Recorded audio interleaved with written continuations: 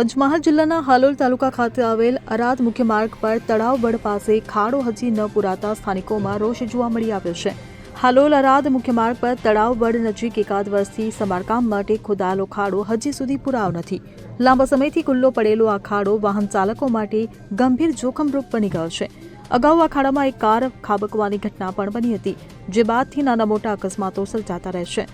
સ્થાનિક રહેવાસીઓ તથા મુસાફરોના જણાવ્યા મુજબ માર્ગ પર આ ખાડાને કારણે રોજબરોજ વાહન ચાલકો મુશ્કેલીમાં મુકાયા છે। ખાસ કરીને રાત્રિના સમયે અકસ્માતની શક્યતા વધારે રહે છે। તંત્રની બેદરકારીને કારણે ખાડો પુરાણમાં વિલંબ થતાં લોકોમાં ભારે રોષ વ્યાપ્યો છે, જેને લઈ માર્ગનો ઉપયોગ કરતા વાહન ચાલકો હવે તાત્કાલિક સમારકામની માંગ કરી રહ્યા છે। કિરણ ગોહિલ સાથે CN24 ન્યૂઝ પંચમહાલ। હવે જુઓ દેશ દુનિયાની તમામ ખબરો તમારી આંગળીના ટેરવે।